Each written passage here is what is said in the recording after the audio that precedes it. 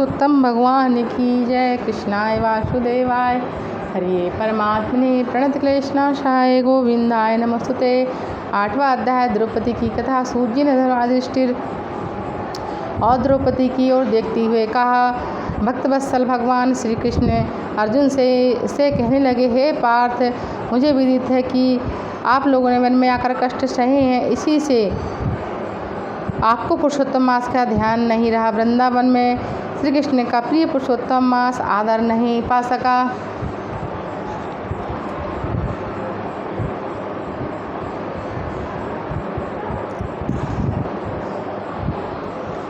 व्यास जी की शिक्षा प्राप्त करने हेतु युद्धशील अर्जुन भी इस मास में इंद्रलोक पर्वत पर तप करने चले गए थे। इसके विक्षोभ से दुखी होकर आप लोगों ने अज्ञानता में इस पुरुषोत्तम मास का व्यतीत होने नहीं जाना। सब यह भाग्यवश हुआ है। अब मैं आपके दुखों के दूसरे कारण का इतिहास कहता हूँ, तो सुनो। श्री कृष्ण जी बोले, यह द्रौपदी पूर्व जन्म में एक विद्वान ब्राह्मण की पुत्री थी। बाल्यावस्था बीतने पर यह युवती हुई। इसके नेत्र बड़े सुंदर थे, वह बड़ी चतुर और गुणी अत्यंत सुंदरी थी तथा पिता की अति प्यारी थी। पिता ने उसे पुत्र की भांति पाला पोषा था। वह साहित्य शास्त्र नीति निपुण थी। माता की मृत्यु पहले से ही हो गई थी, इससे पिता नहीं पाला था। पड़ोसियों और सखियों को सुख देखकर वह पति और पुत्र आदि की कामना करने लगी। विचार करती रहती थी कि ऐसे गुणी और भाग्यशाली पति और पुत्र मुझे किस प्रकार प्राप्त होंगे। इस प्रकार देखी उपासना की जाए, किस मुनि के समीप जाऊं, कौन सा तीर्थाटन करूं, मेरा भाग्य क्या सोया हुआ है, मुझे कोई पत्नी रूप में अंगीकार क्यों नहीं करता। इस प्रकार अपने सखियों के प्रमुख बनी हुई हूँ, किंतु मैं अभी भी कुंवारी हूँ। मेरी सखियों को स्वामी का सुख जैसे अनुभव है, ऐसा मुझ में नहीं है, इसी से मुझे अत्यंत क्लेश है। इसी प्रकार वह इच्छाओं के समुद्र में चिंतातुर वह कन्या मोह और शोक के सागर में डूबी रहती थी। दूसरी ओर वह विद्वान ब्राह्मण कन्या दान हेतु उपयुक्त पात्र की खोज करने में लगा था, किंतु उसके कोई उपयोग पात्र नहीं मिला। वह निराश हो गया। उसे तीव्र एवं दारुण ज्वर ने उसे ग्रस्त कर लिया। उसने अपनी पुत्री को स्मरण किया, किंतु जब तक भयभीत पुत्री उस तक आई, उसके प्राण निकल गए। इस प्रकार वह ब्राह्मण अपने जीवन काल में कन्यादान करने की प्रसन्नता कभी अनुभव नहीं कर सका।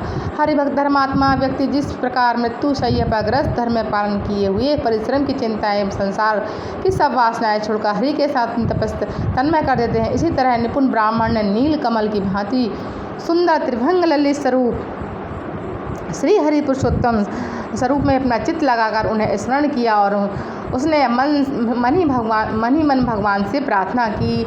मृत्यु शैया पर पड़े उस ब्राह्मण ने ऐसे वचन को सुनकर भगवान के लोक से उनके पास सदा आ पहुँचे और मृतक की आत्मा को लेकर भगवान के चरण कमल में प्रस्तुत कर दिया। अपने पिता को मृत पाकर कन्या हा करके रुदन करने लगी।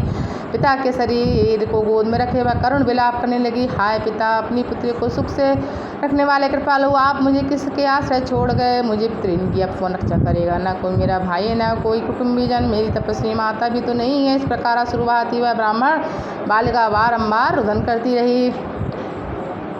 उसका ऐसा कारण रुदन देखकर उस वन में निवास करने वाले अन्य ब्राह्मण सोचने लगे कि ऐसे करुण स्वर में कौन रोता है। तो पता लगा कि ब्राह्मण की पुत्री रोती है। उसका पिता मृत्यु को प्राप्त हो गया है। शोभा एकाग्रचित होकर उस ब्राह्मण बालिका के निकट पहुँचे और रुदन करने लगे। अंत में उन्होंने उस बालिका की गोद से मृतक शरीर को उठा काष्ठ आदि से चिता बनाकर शिवालय के निकट शमशान में उसकी अंत्येष्टि कर दी। इसके पश्चात दुखी ब्राह्मण बालिका को धीरज बंधाकर अपने निवास स्थान को लौट आए। बालिका ने पिता के सभी आर्धदेह विद्वान तथा यथाशक्ति व्यय किया और उसी वन में अपने पिता का विछोह से दुखी रहने लगे। बोलो श्री कृष्ण भगवान की जय। है 8वां 10वां 9वां अध्याय।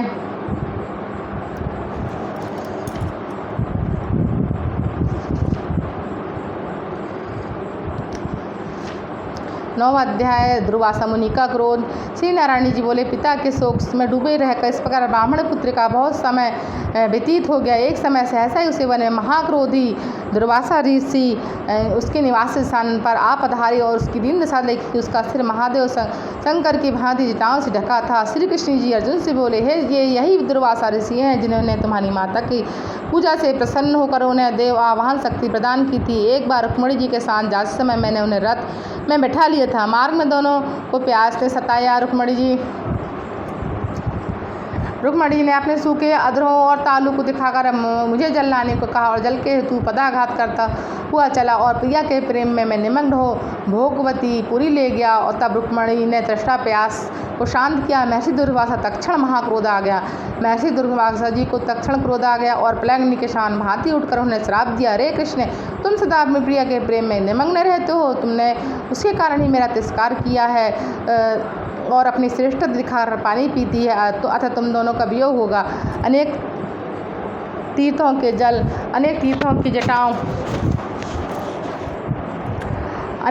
के जल से जिनकी जटाएं भीगी रहकर जिनको सुशोभित करती हैं, ऐसे ही महातपस्वी दुर्वासा को उस ब्राह्मण बालिका ने देखा। तब वह शोक विहल मुख ऊपर करके ऋषि को अपने आश्रम ले आई और अपनी कुटिया में लाकर महर्षि दुर्वासा को अर्घ्यपाद्य नाना प्रकार के जंगली फल फूलों से आतिथ्य कर बालिका विनय करते हुए बोली, आपके आगमन से मेरा भाग का उदय हो गया है।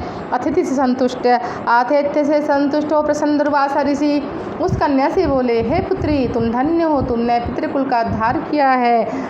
मैं कैलाश से तेरी धर्मशीलता के जानने के निमित्त यहाँ आया हूँ। अब मैं जल्दी ही बद्रिका आश्रम में पहुँचूंगा। वहाँ श्री बद्रीनारायण के दर्शन की इच्छा से जा रहा हूँ। महर्षि दुर्वासा को संतुष्टि में प्रसन्न कर ब्राह्मण वाला कहने लगी, हे ऋषिराज, आपके दर्शन पाकर मेरा दुख सागर सूख गया है। हे तपस्वी, शीघ्र ही मुझे उचित उपाय बताइए। मुझसे विवाह करने की बड़ी कोई इच्छा नहीं करता, इससे मैं शूद्रा हो जाऊंगी। इसी भय से मैं न सो पाती हूँ, न भोजन की इच्छा होती है। हे मुनिराज, अब तो मृत्यु का अतिरिक्त कोई मुझे मार्ग नहीं सूझता। बोलो श्री कृष्ण भगवान की जय। 10वां अध्याय ऋषि कन्या द्वारा शिव आराधना। महर्षि दुर्वासा ने कहा, हे सुंदरी, बहुत गुप्त बात कहता हूँ, ध्यानपूर्वक सुनो। हे शुगे, अब आने वाला 3रा महीना पुरुषोत्तम मास का है। उसमें तीर्थ में जाकर स्नान करने से मनुष्य बाल हत्या तक के दोष से मुक्त हो जाता है। हे सुंदरी, इससे अधिक फलदायक कार्तिक आदि भी महीने नहीं है। इस सब महीने पक्ष पर्व आदि पुरुषोत्तम मास की 16 कला के समान भी नहीं है। हे सुंदरी, गंगा में 12,000 वर्ष तक, गोदावरी में एक समय के स्नान तथा सिंह के बृहस्पति में एक बार स्नान करने से जो फल मिलता है, वही फल किसी भी स्थान पर एक बार स्नान करने से इस मास में प्राप्त हो जाता है। इस मास में दान तप जप आदि करने से मनोकामना पूर्ण होती है। इसलिए श्री कृष्ण के प्रिय वचन मास का तुम भी सेवन करके अपनी मनोकामनाएं पूर्ण करो। हे सुगे, मैं भी इस पुरुषोत्तम मास का सेवन कर दो, तुम भी इसका सेवन करो। श्री कृष्ण जी बोले, दुर्वासा जी कैसे वचन सुनकर वह मूर्ख कन्या क्रोध होकर कहने लगी, हे ब्राह्मण, आपके वचन मुझे पसंद नहीं है। मार्ग कार्तिक आदि वैशाख आदि मास सेवन करने से वैशाख आदि मास सेवन करने से क्या काम फल देने वाले हैं। शिव, पृथ्वी, सूर्य, अंबिका एवं गणपति की सेवा पूजा करना कम फलीभूत है। व्यतिपात आदि रोगियों को छोड़कर आप इस मास की प्रशंसा क्यों करते हो। आप इस मास की प्रशंसा क्यों करते हो। यह मास तो सब कर्मों से निंदित मल मास है। सूर्य की क्रांति इसमें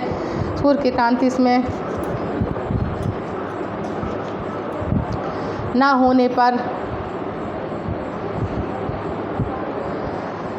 होने पर आप श्रेष्ठ इसे कैसे कह सकते हो। यह मैं नहीं जानती कि सब दुखारी निसंदेह हरि ही है।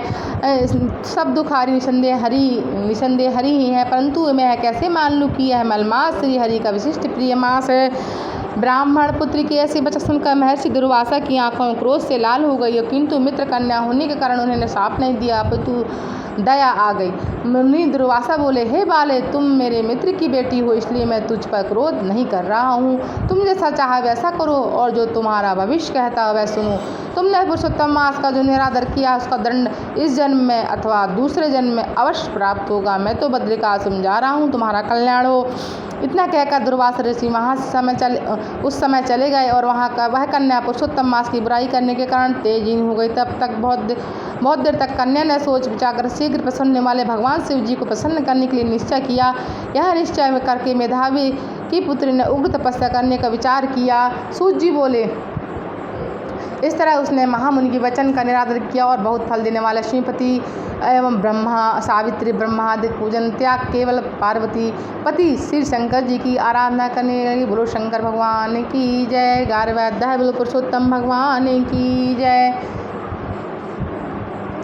11वां अध्याय नारद जी बोले, हे महामुनि, वह कन्या गर्मी में प्रचंड धूप में अग्नि के बीच बैठकर हेमंत तथा ऋतु में ठंडे जल में रहकर तपस्या करती थी। उसका मुख जल में कमल के समान तथा सिर के बाल फैलकर शेवार मंजी से गिरी हुए जल में शोभायमान लगते। वह बाला वर्षा ऋतु में खुले मैदान में वर्षा के जल से अपने शरीर पर लेती थी। भोजन के स्थान पर दोनों समय में कोमलांगी केवल धुआं पीकर रह जाती थी। देवता जिसे कठिन समझते एवं ऋषिगण जिसकी प्रशंसा करते थे, ऐसे क्रम में उसे 9000 वर्ष बीत गए। तब पार्वती पति भगवान शंकर ने उसकी तपस्या प्रसन्न हुई और वहां आकर दर्शन दिए। शिव जी के दर्शन से वह बाला शीघ्र उठ खड़ी हो गई। तपस्या तथा प्रसन्नता के कारण कृष्ण देशी हंस पुष्ट दिखने लगी। उस बाला ने सिर झुकाकर भगवान शिव जी को प्रणाम किया तथा भक्तिपूर्वक इस प्रकार स्तुति करने लगी। इस प्रकार मन वाणी से वह तपस्वी ने महादेव जी को प्रसन्न किया। उसकी प्रार्थना को सुनकर तथा उग्र तप को देखकर भगवान शिव जी बोले, हे भद्रे तपस्वी, तुम दुखी मत हो। जो भी तुम्हारा मनोरथ हो वह मांग लो, मैं तुमसे अत्यंत प्रसन्न हूँ। हे राजन, इस प्रकार वह कुमारी आनंद में डूब गई और सदाशिव से बोली, हे दीनानाथ, आप अगर मुझ पर प्रसन्न हो, हे दीनानाथ, आप यदि मुझ पर प्रसन्न हो तो मुझे पति दे, मुझे पति मिले, मुझे पति दीजिए, मुझे पति की कामना है, पति दीजिए। तब वह बाला से शिव जी बोले, हे मुनि कन्ये, तुमने मेरे सामने अपने मुख से 5 बार पति शब्द कहा, इसलिए तेरे 5 पति होंगे। और वे सूर्य धर्म को ज्ञाता साधु सन्यासियों के समान रहने वाले सत्यवादी पराक्रमी यज्ञकर्ता गुणों के कारण प्रसिद्ध इंद्रियों को बस में रखने वाले राजा होंगे। श्री कृष्ण जी बोले, शिव जी का यह अप्रिय वचन सुनकर बाला झुककर कातर स्वर में बोली, हे सदाशिव, प्रत्येक स्त्री का एक ही पति होता है, 5 पति वाली स्त्री एक न तो हमने देखी है न ही सुनी है। कृपानिधान, हे प्रभु, मैं आपकी शरण में हूँ। यह सुनकर भगवान शंकर कहने लगे, हे वीरू, तुम डरो नहीं। आगे के जन्म में तपस्या के बल से तू माँ के गर्भ से उत्पन्न नहीं होगी। उसी जन्म में तुझे 5 पति प्राप्त होंगे। उन पतियों के साथ अनेक सुख भोग कर तू परम पद को प्राप्त होगी। शिव जी ने आगे कहा, हे पुत्री, पुरुषोत्तम मास तो भगवान का प्यारा महीना है। तूने पुरुषोत्तम मास की निंदा की है, अनादर किया है, अपमान किया है। तूने संसार का पूज्य इस मास का व्रत पालन विधि विधान से नहीं किया। इसी से दुख पाती हो सो तूने उसका फल पाया। श्री कृष्ण भगवान ने अपना ऐश्वर्य प्रदान करके इसे अपना बनाया है। ब्रह्मादि देवता नारद तथा मैं जिसकी आज्ञा का पालन करते हैं, उनकी आज्ञा भला कौन टाल सकता है। कहकर भगवान शिव तो अंतर ध्यान है बाला झुंड से बिछड़ी हुई हिरणी के समान चकित खड़ी रह गई। बोलो श्री कृष्ण भगवान की जय। बोलो पुरुषोत्तम भगवान की जय। श्री कृष्ण गोविंद हरे मुरारे, हे नाथ नारायण वासुदेवा। श्री कृष्ण गोविंद हरे मुरारी, हे नाथ नारायण वासुदेवा। कृष्णाय वासुदेवाय हरे ये परमात्मने प्रणत क्लेश नाशाय गोविंदाय नमस्तुते। सच्चिदानंद रूपाय विस्फोत्यादि हेतवे तापत्रय विनाशाय श्री कृष्णाय वयम नमः। श्री कृष्णाय वयम नमः। बोलो राधा रानी की जय। बोलो कृष्ण भगवान की जय। बोलो पुरुषोत्तम भगवान की जय।